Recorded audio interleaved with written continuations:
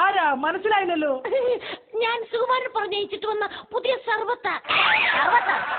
അല്ല സർവന്റ്. നിന്നെ കണ്ടിട്ട് വേലക്കാരിയുടെ ഒരു ലുക്കില്ലല്ലോടി. ലുക്കിലല്ല, വർക്കിലാണ് കാര്യം. നീ കല്യാണം കഴിച്ചതാണോടി കൊച്ചേ? അയ്യോ കഴിച്ചു. 4 കുട്ടികളുണ്ട് എനിക്ക്. പിള്ളേരുടെ അച്ഛൻ എന്നാടി പണി? പിള്ളേരുടെ അച്ഛന്മാർക്ക് എന്താ പണിയെന്ന് എനിക്കറിയില്ല. പക്ഷെ അവരുടെയൊക്കെ വീട്ടിൽ ജോലിക്ക് നിപ്പാ എന്റെ പണി. എന്ത് രസമല്ലേ? ഇവക്കളെ നഗ്നചിത്രമല്ലേ ഞാനെന്നാ മാസികയുടെ ഫ്രണ്ട് പേജിൽ കണ്ടത്. അയ്യോടാ, എന്നിട്ട് നീ എന്നെ കാണിച്ചില്ലല്ലോ. അയ്യോ മുതലാളി, അതെന്താ അവർ ചതിച്ചതാ മുതലാളി, ചതിച്ചതാ. നിന്നെ ആരാടി ചതിച്ചേ? സത്യത്തിൽ എന്താ ഉണ്ടായെന്നറിയാമോ? എല്ലാരും കേൾക്കാൻ വേണ്ടി പറയാണേ. എന്റെ ഈ ശരീരത്തിന് ഇങ്ങോട്ടുള്ള ഭാഗം മാത്രമേ എന്റേതായിട്ടുള്ളൂ. എന്നിട്ട് ഏതൊരു വെമ്പത്തിന്റെ തല അതിനകത്ത് വെട്ടിക്കയറ്റി വെച്ചിട്ട് എന്നെ ചതിച്ചതാ.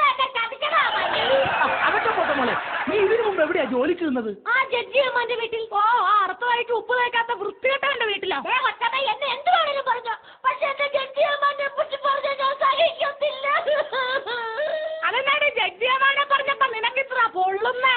കൊച്ചമ്മയ്ക്ക് അറിയുമോ, എല്ലുമുറിയ പണിയെടുത്ത് അടുക്കളയുടെ ഏതെങ്കിലും ഒരു മൂലയിൽ ഞാനൊരു കീറപ്പായയിൽ കിടന്നുറങ്ങുമ്പോ AC-യിൽ മാത്രം കിടന്നുറങ്ങി ശീലിച്ച ജഡ്ജി മുതലാളി പാവപ്പെട്ടവളെന്നോ പണക്കാരിയെന്നോ വ്യത്യാസമില്ലാതെ ആ കീറപ്പായൽ എന്നോടൊപ്പം വന്ന്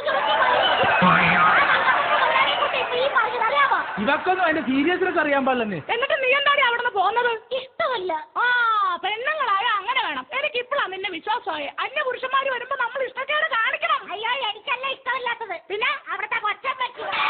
എന്തൊക്കെയായാലും നീ ഇവിടെ മര്യാദക്ക് നിന്നോണം. അല്ലെങ്കിൽ നീ എന്റെ തനി സ്വഭാവം മനസ്സിലാക്കും. ആ ശരി കൊച്ചമ്മേ. കൊള്ളാം, ഇന്നു മുതൽ നീയാണ് ഈ വീടിന്റെ നിലവിളക്ക്. അപ്പൊ അമ്മച്ചിയാ? അത് പാട്ട വിളക്ക്. വിളക്കാത്തിക്കുന്നതൊക്കെ കൊള്ളാം. അപ്പച്ചിരി വിള കൂതി അടയ്ക്കാൻ നോക്കിക്കോണം കേട്ടോ. പോടാകത്ത്. എന്റെ ചെന്താമരേ, എന്ത് വലിയ മുതലാളി. നിന്നെ ഇവിടെ എത്തിക്കാൻ ഞാൻ എന്തൊക്കെ പാടുപെട്ടെന്ന് അറിയാമോ? ഇനി ഇതാണ് നമ്മുടെ സാമ്രാജ്യം. അയ്യോ മുതലാളി, ഞാൻ ഒന്നും പേടിക്കാതെ ചെന്താമരേ. ഇന്ന് 7:30 പവർക്കിട്ട സമയത്തെ ഞാൻ നിന്റെ വീട്ടിൽ വരും. അയ്യോ മുതലാളി, ആരെങ്കിലും കണ്ടാലോ? ഒന്ന് ധൈര്യമായിട്ട് ഇരിക്കുന്നേ, ഞാനല്ലേ പറയുന്നത്. അയ്യോ മുതലാളി, കണ്ടില്ലാത്ത സമയത്ത് മുതലാളി വന്നാൽ ഞാൻ എങ്ങനെ തിരിച്ചറിയും? ഞാൻ അവിടെ വന്നിട്ട് ബൗ ബൗ എന്ന് കുരയ്ക്കും. അപ്പൊ നീ അവിടെ എല്ലാം ഓക്കെ ആണെങ്കിൽ എന്നൊന്ന് കരഞ്ഞാ മതി. അപ്പൊ തന്നെ ഞാൻ അകത്തേക്ക് ചാടി വരത്തില്ലേ? അയ്യോ മുതലാളി, അപ്പൊ കൊച്ചമ്മ അറിഞ്ഞാൽ? ആരും അറിയത്തില്ല. അപ്പൊ എല്ലാം പറഞ്ഞ പോലെ നമ്മുടെ സിഗ്നൽ ഓർമ്മയുണ്ടല്ലോ.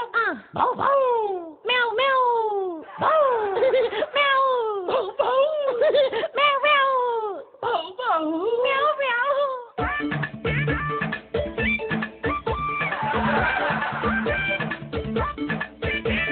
ചെന്താമരേ. അയ്യോ കൊച്ചു മുതലാളി. ചെന്താമരേ, നിന്നെ എനിക്ക് എന്ത് ഇഷ്ടമാണെന്നോ? ഐ ലവ് യു പറഞ്ഞപ്പോ കാലെന്തോ കടിച്ചു. അപ്പൊ അങ്ങനെ ആയിപ്പോയതാ. I love you. അയ്യോ വലിയ മുതലാളി അറിഞ്ഞ അങ്ങേരോട് പോകാൻ പറവണ്ടേ. ഇങ്ങോട്ട് നോക്ക്, ഇന്ന് പവർ കട്ട് സമയത്ത് ഞാൻ നിന്റെ വീട്ടിൽ വരും. അയ്യോ കൊച്ചു മുതലാളി, അത് ഞാൻ പേടിക്കണ്ട, നീ ഇല്ലേ? ഞാനല്ല, നീ പേടിക്കണ്ട, ഞാനില്ലേ? പക്ഷെ കറണ്ടില്ലാത്ത സമയത്ത് കൊച്ചു മുതലാളി വന്ന നീ ഒന്നും പറയണ്ട. ഞാൻ അവിടെ വന്നതിന് ശേഷം പൂച്ചയുടെ ഒച്ചയിൽ മ്യാവ് എന്ന് കരയും. എല്ലാം ഓക്കെ ആണെങ്കിൽ നീ പട്ടിയുടെ ഒച്ചയിൽ ബൗ എന്ന് കുറച്ചാൽ മതി. ഓക്കെ? അപ്പൊ എല്ലാം പറഞ്ഞതുപോലെ. അയ്യോ കൊച്ചു മുതലാളി, അത് പിന്നെ ഞാൻ പറയട്ടെ. നീ ഒന്നും പറയണ്ട, ഞാൻ മ്യാവ്, നീ ബൗ. Okay okay. എന്റെ പൊന്നു ദൈവമേ, ഇനി ഇവിടെ എന്തൊക്കെ നടക്കുമോ? ഇനി ഒട്ടും സമയം കളയണ്ട, സിഗ്നൽ കൊടുത്തു നോക്കാം. ഇത് തന്നെ